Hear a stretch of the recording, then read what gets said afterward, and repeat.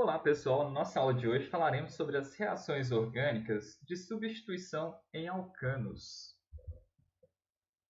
Então, basicamente, as principais reações orgânicas elas podem ser divididas em 5 grupos, e hoje focaremos então nas reações orgânicas de substituição. Então, essas reações são reações em que ocorrem nas moléculas trocas de ligantes. Então, você mantém a cadeia carbônica, porém os ligantes que estão aí ligados ao carbono são trocados via um reagente que chamamos de atacante.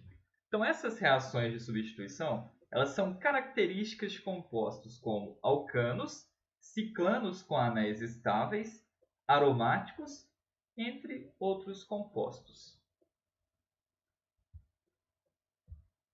Então, primeiro, vamos falar hoje sobre reações de substituição em alcanos. Então, os alcanos são moléculas muito estáveis e pouco reativos. Então, se formos pensar, os alcanos são moléculas que possuem, então, baixa diferença de eletronegatividade entre seus constituintes. Dessa forma, então, a gente tem uma região de baixa polaridade nessa molécula. Então, dessa forma, a gente tem uma baixa reatividade desses compostos. Inclusive, pela sua baixa reatividade, em muitos casos eles são utilizados como solventes em reações químicas, como solventes inertes, que não vão interferir naquelas reações químicas. Então, reações de substituição em alcanos vão necessitar o que eu chamo de condições especiais. Então, como os alcanos são muito estáveis e pouco reativos, para reações envolvendo estes ocorrerem, é necessário fatores como a presença de luz, então fótons de alta energia, ou então de altas temperaturas. Então, dessa forma, para que ocorra uma reação envolvendo um alcano, é necessário então fornecer algumas condições externas ideais. Então, basicamente, a reação de substituição em um alcano ela envolve duas etapas. Então, primeiro, a quebra de ligações nos reagentes, para então ocorrer a substituição e as novas ligações são formadas com os átomos ou grupos substituintes, formando então os produtos. Então, lembrando, como destacado aqui, sempre é necessário, então, para que ocorra este tipo de reação química em alcanos, um fator estimulante externo. Então, no caso dessa reação química aqui, por exemplo, ela ocorre na presença de luz. Então, nas reações de substituição, basicamente eu vou ter a substituição então, de um grupo de átomos ou um átomo de uma molécula por um grupo ou um átomo de outra molécula, que vai ser aquela molécula atacante. Mas como identificar qual que vai ser o provável hidrogênio que vai sofrer aquela substituição?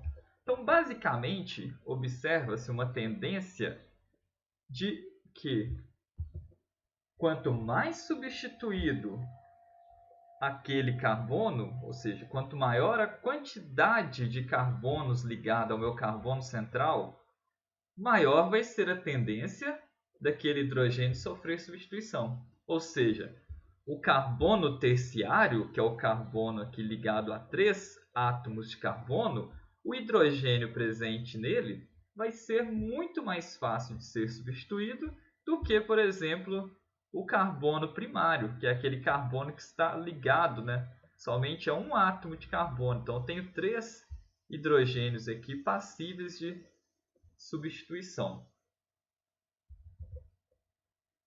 Então, o primeiro caso de reação de substituição trata-se da halogenação em alcanos. Então, basicamente, um alcano trata-se de um hidrocarboneto. Então, um exemplo mais simples aqui trata-se do metano. Então, o metano, quando ele reage então, com a molécula de cloro, de Cl2,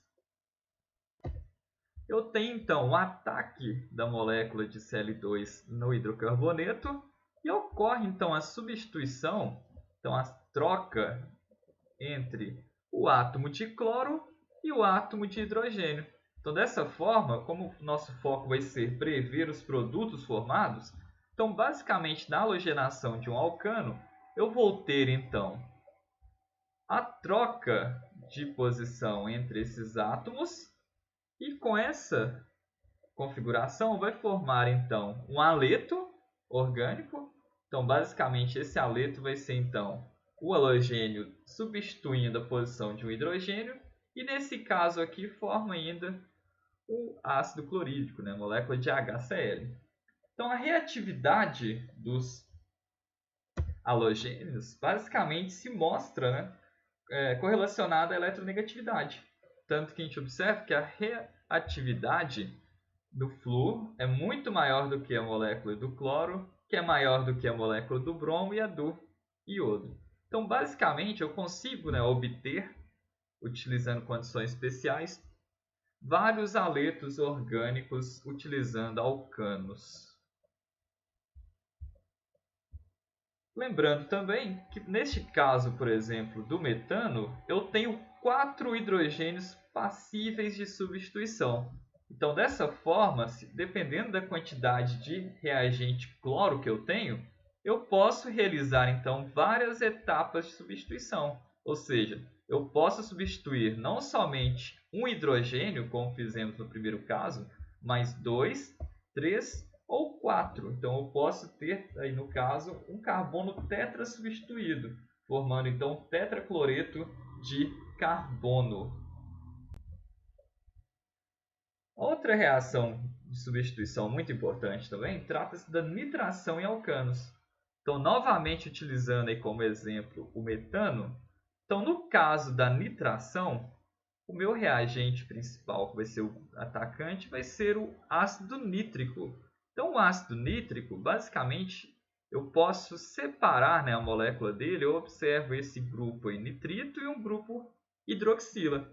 Então, basicamente, o que vai ocorrer aqui vai ser o ataque da molécula alvo aí do meu alcano, do hidrocarboneto, e ocorre, então, a substituição do hidrogênio do meu hidrocarboneto por esse grupo nitro aqui.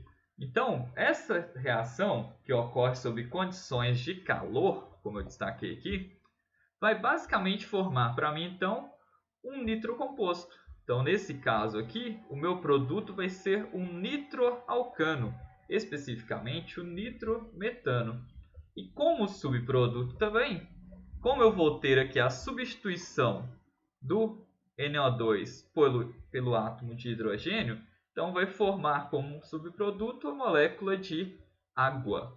Então, esse tipo de reação de nitração permite então obter, né, compostos que são amplamente utilizados aí. Um exemplo aí, o nitrometano, que é o nosso exemplo acima, ele é muito utilizado aí como combustível, né, para aeromodelos, carros de competição, dentre outros. É altamente inflamável. Outra reação de substituição importante também trata-se da sulfonação em alcanos. Então, sulfo ali vem de enxofre. Então, significa o quê? Que eu estou adicionando compostos, né? Na verdade, estou substituindo o meu hidrogênio por compostos que possuem enxofre como principal componente. Então, novamente partindo do metano, então eu vou ter então a reação do metano com ácido sulfúrico sob condições de calor, uma alta temperatura. Então vai forçar então com que o ácido sulfúrico ataque a minha molécula alvo do meu hidrocarboneto e ocorra então uma substituição do meu hidrogênio do metano pelo grupo atacante da molécula de ácido sulfúrico. Assim, basicamente os produtos formados serão então um ácido alcano sulfônico, nesse caso aqui um alcano vai ser o metano, então um ácido metanosulfônico, e como subproduto, novamente eu vou ter a molécula de água, uma vez então com que o ligante hidrogênio vai substituir aqui o meu grupo atacante. Então, basicamente, na sulfonação de alcanos, eu parto então de um alcano que reage então com ácido sulfúrico na presença de calor, formando então um ácido metanosulfônico mais água. Então, em geral, essa reação ela se processa a quente, né? Então é necessário uma alta temperatura, e os produtos mais estáveis formados nesse tipo de reação química são aqueles que possuem mais de 6 carbonos em sua cadeia.